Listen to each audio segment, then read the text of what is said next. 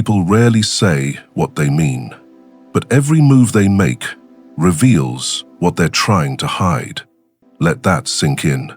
Because if you want to read minds, you don't need superpowers. You need one thing: ruthless observation, the kind of observation that sees patterns, weakness, and hunger beneath polite words. Niccolo Machiavelli didn't teach people how to be evil. He taught them how to win in a world that rewards deception and punishes naivety. His words weren't evil. They were X-rays for power. And you're not here to be liked. You're here to become untouchable. In business, in politics, and in the psychological battlefield of life, everyone is playing a game. Most are amateurs, few are predators. Which one are you? Machiavelli said, men judge generally more by the eye than by the hand. Translation: people are visual, gullible. They believe what they see, they miss what's real. Your job is to become the man who sees through the illusion. Want to read someone's mind? Start by watching what they defend, what makes them nervous, where their eyes dart when they're cornered. Behavior never lies.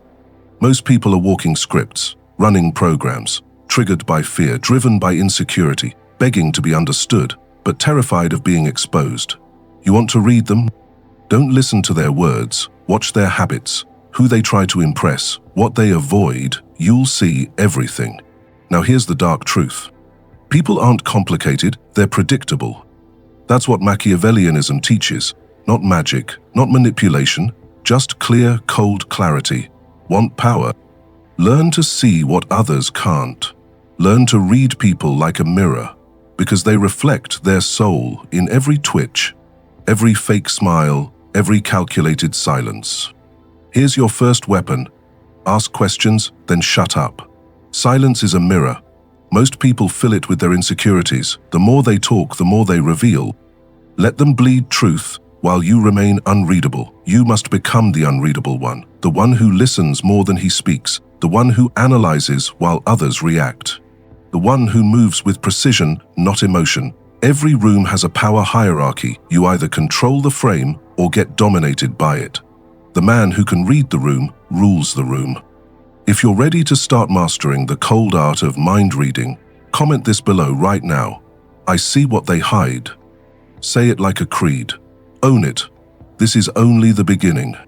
In part 2, we'll break down microexpressions, manipulative tells, and how politicians fake charisma, and how to flip their tactics against them. This series is not for the weak. It's for those who want to dominate, quietly, from the shadows. The eyes lie last. How to read truth in the face. Words deceive, tone manipulates, but the face leaks truth. Every human is a leaking vessel of emotion. The more they try to hide, the more their face betrays them. Machiavelli understood this.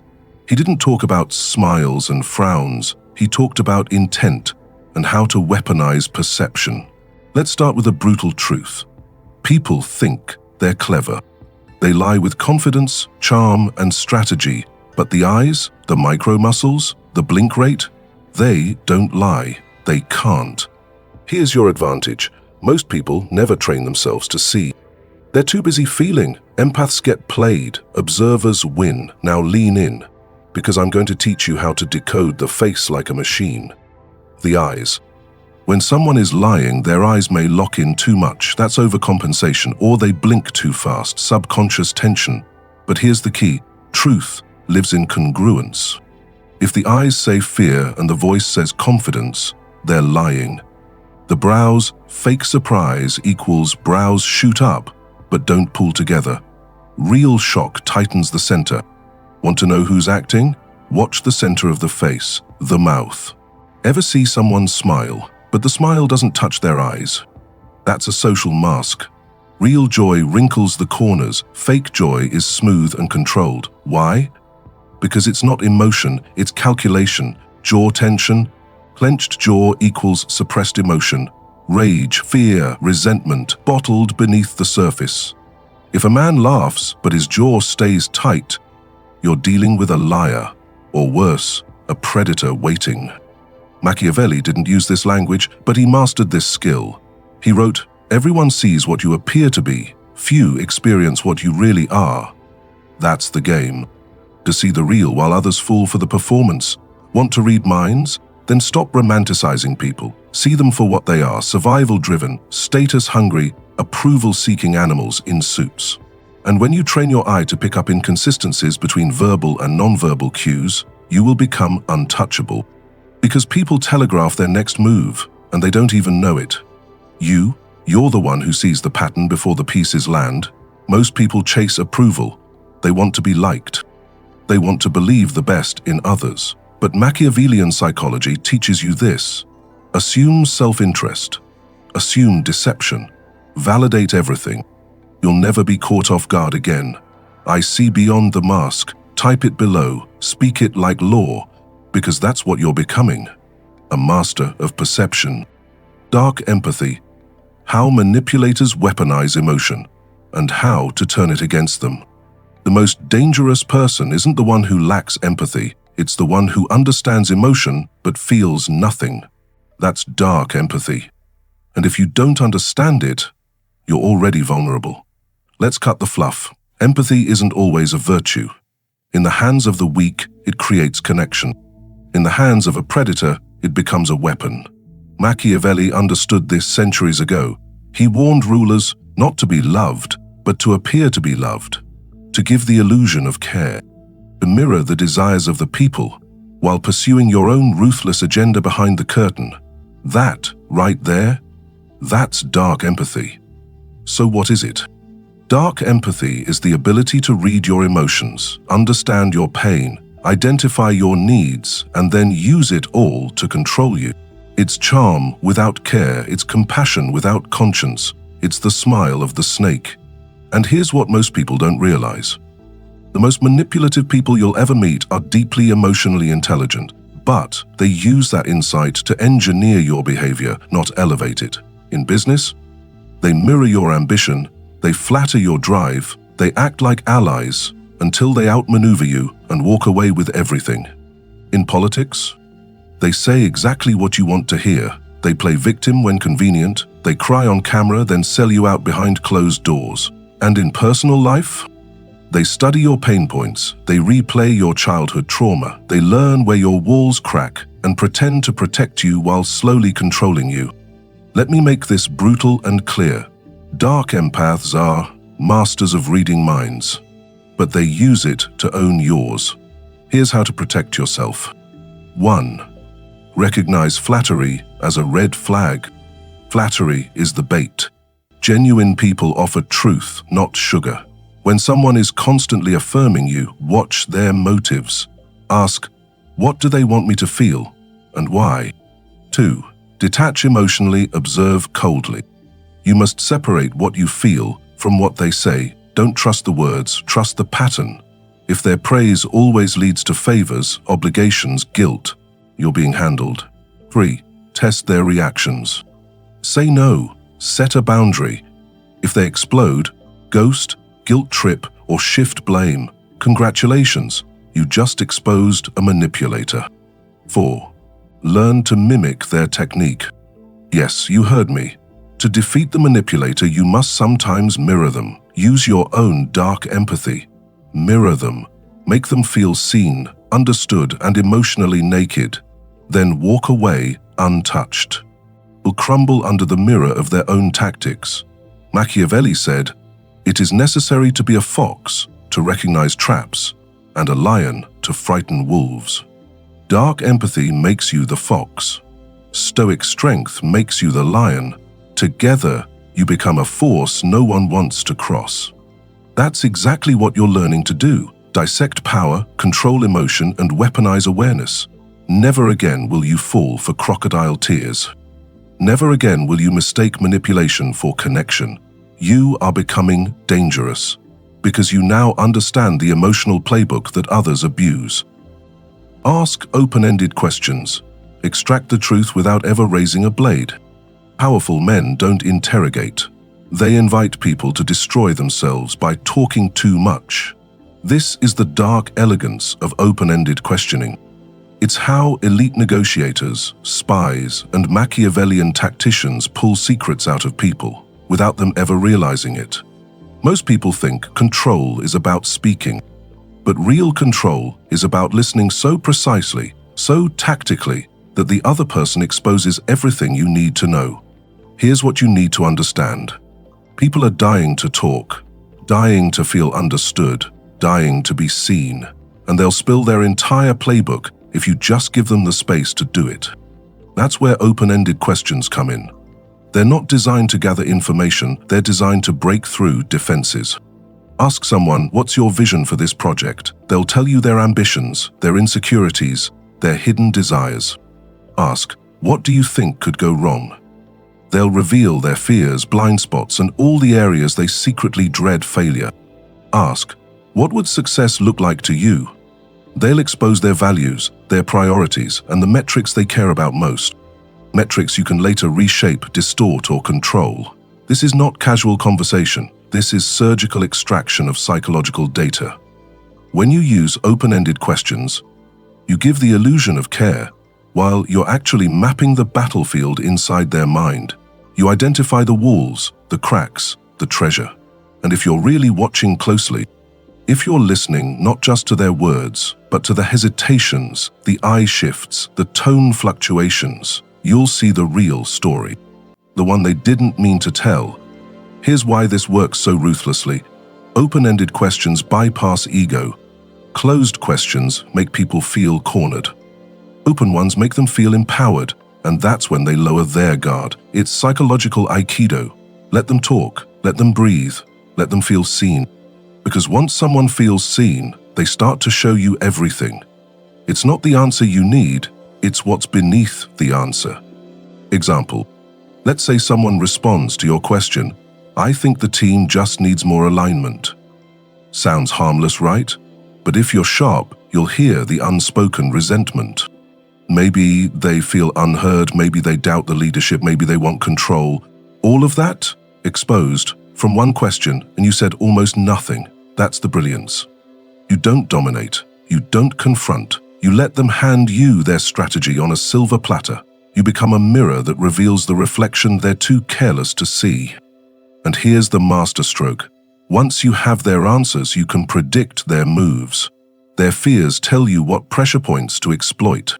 Their goals tell you what illusions to present. Their doubts tell you where they'll hesitate, where you can strike. This is the Machiavellian art of winning through revelation. So ask the question. Lean back. Let the silence stretch. Let them fill it. You are not gathering answers. You're gathering ammunition. Now, if you're serious about mastering this psychological weapon, comment, I listen like a predator, because that's what you are. You no longer ask to understand, you ask to control. The predator's smile. How charisma is used to disarm and destroy. The most dangerous people don't growl. They smile. Let's kill the myth now. Charisma is not kindness. It's not positivity. It's not warmth. Charisma is a weapon, and in the hands of the wrong person, it becomes a form of psychological warfare. One smile at a time. Machiavelli said, everyone sees what you appear to be, few experience what you really are. That's the predator's code. Appear harmless, appear noble, appear trustworthy, then strike where they never expected. Because while everyone's watching your charm, no one sees the blade under your cloak. Let's make this brutally clear. Charisma is not about being liked.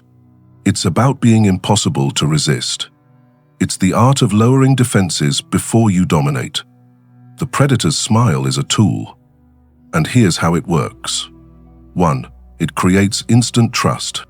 When a charismatic predator smiles, people relax. Their nervous systems shift. They feel safe. That's when the damage begins. Because when someone feels safe, they open up, they talk, they confess, they give away power, and the predator never has to ask twice. 2. It mimics empathy. Fake empathy is the favorite mask of manipulators. They nod at the right moments. They reflect your emotions, they mirror your language. It feels authentic, it feels deep. It's not, it's programming, it's social engineering. They're calculating which version of themselves will make you surrender the fastest. And the smile? It's the final touch. The warm signature, on a cold transaction. 3. It redirects suspicion. A confident smile disarms judgment. It interrupts your brain's threat analysis. You think, "No way they'd lie to me. Look how relaxed they are." Exactly. That's how they get close.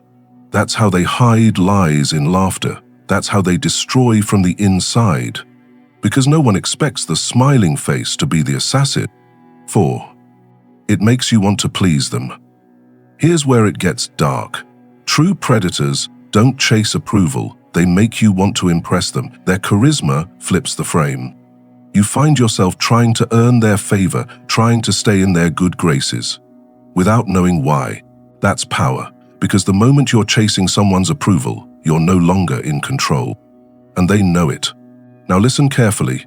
You don't defeat the predator by exposing their smile. You defeat them by wearing your own. Learn the skill. Use it with discipline. Control how you're perceived. Smile when necessary, but mean none of it.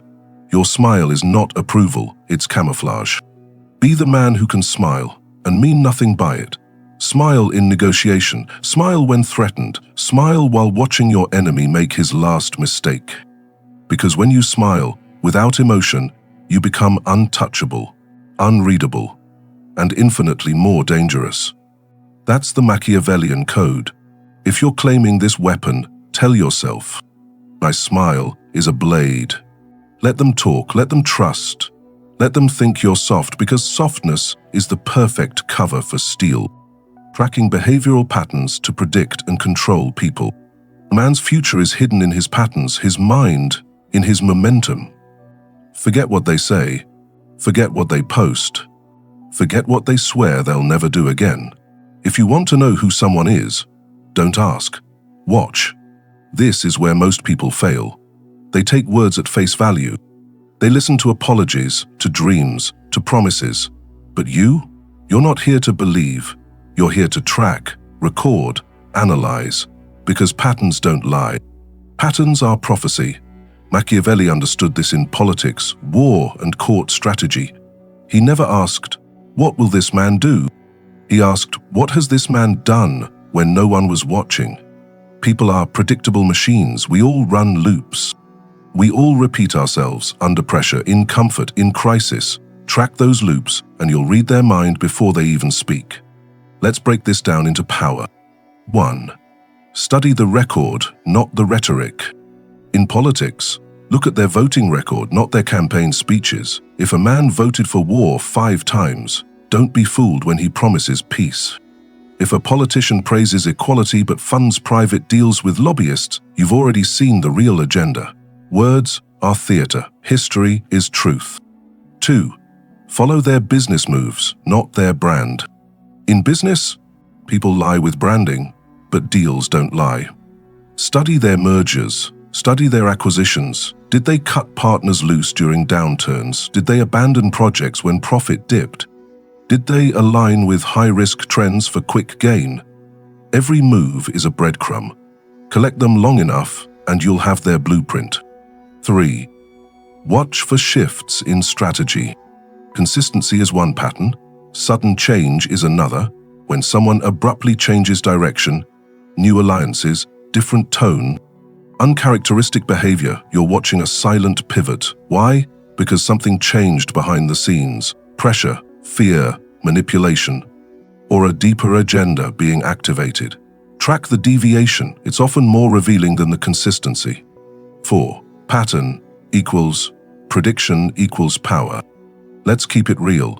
If a man cheated in 3 business deals, he'll cheat again. If a CEO panicked during a crisis, he'll freeze when the next one hits. If a leader folded under public pressure before, he'll fold again. And if someone always plays the victim when they're caught, that's not a reaction.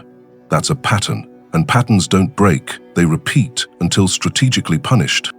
So here's how you win the frame war. You identify the pattern early.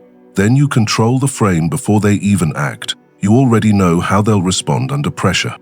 You already know what bait they'll chase. You already know how they spin weakness as righteousness. Now you just need to tighten the noose. Because if you know what move they'll make, you can build your next move 3 steps ahead. That's not intuition, That's data. That's not emotion. That's predator-level cognition. So tell yourself, I see the pattern, I set the trap, because that's what you're doing. You're not playing defense, you're architecting inevitability. Tactical listening. Who speaks least learns most, but he who listens strategically controls the room. This is tactical listening. It's not passive, it's not soft, it's not submissive. It's a power move, and in the right hands it becomes a psychological scalpel, used to expose, unravel, and extract the truth, all without pressing a single word. Machiavelli understood this. The person who speaks believes they're in control, but the one who listens, he's collecting intelligence, calculating leverage, loading the next move. Here's the rule. Silence is a vacuum, and people will fill it with their insecurities. When you're quiet, people assume you're agreeing. They assume you're weaker. They assume they've impressed you. But what you're really doing is studying the edges of their mask. Here's how you make tactical listening a weapon. 1. Hold the silence longer than they're comfortable with. Most people can't stand silence. They'll say something, anything, to fill the gap. And in that moment, they'll start revealing things they didn't plan to. Their tone shifts, their body language glitches. The truth leaks out, usually in the second sentence, not the first. 2. You want to keep someone talking? Echo their own thoughts back to them subtly. Say things like, interesting. Go on. That's one way to look at it. These small cues trick their mind into thinking they're safe, that they're leading the conversation, but they're not. They're unraveling, and you're in full control. 3. Watch for emotional inflection points. When someone's voice speeds up, or their tone sharpens, or their breathing changes mid-sentence, you've just hit something real, something unfiltered.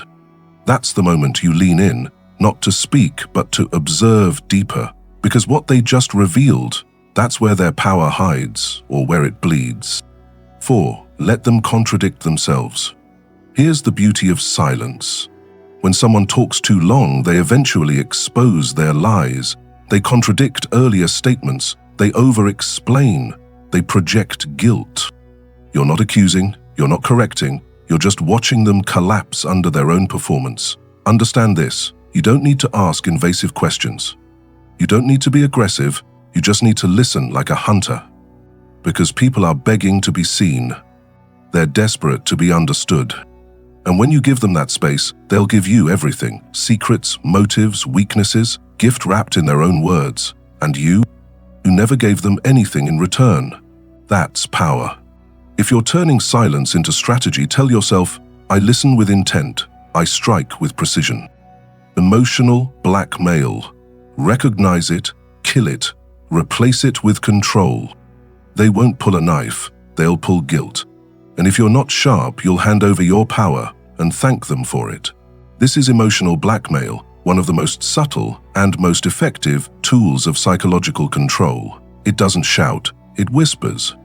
It shows up in the form of guilt trips, silent treatment, conditional affection, and emotional withdrawal. And, if you don't know how to spot it, it will control your decisions without ever raising a voice. Let's break it wide open. Emotional blackmail works because it hijacks your empathy. It plays on your need to be good. It feeds off your fear of being labeled cold, selfish, or heartless. After all I've done for you, if you really cared. My guess I just don't matter. These aren't innocent phrases. These are psychological pressure tactics, engineered to corner you. But here's the Machiavellian truth. Anyone who uses guilt to control you fears losing control of you. And that fear, that's your opening. 1. Recognize the pattern. Emotional blackmail is predictable. It always involves 4 stages. Demand, they want something. Resistance, you hesitate or say no. Pressure, they invoke guilt, fear, or obligation. Compliance, you give in and they win. Once you see this pattern, you cannot unsee it. And once you name it, it loses power. 2. Don't argue. Detach. When you're blackmailed emotionally, your instinct is to explain. Don't. You're entering their frame when you do. Instead, remain emotionally still. Respond with things like, I understand how you feel. That's your choice. Let me know when you're ready to talk logically. Keep your voice flat. Keep your expression unreadable. Let them feel the weight of your indifference. 3. Starve the manipulation. Emotional blackmail thrives on reaction.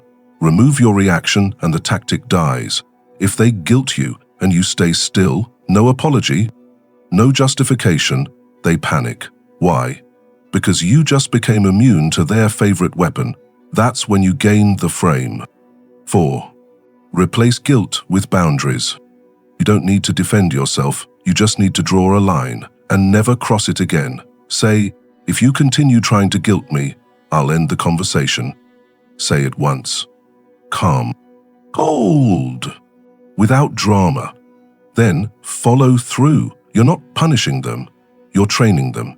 Because manipulation survives where boundaries are weak. Remember, you don't owe anyone emotional obedience, especially not those who weaponize their pain to control your mind. Now, if you've ever broken free from guilt and tripole or plan to starting now, comment this below. I choose control over compliance.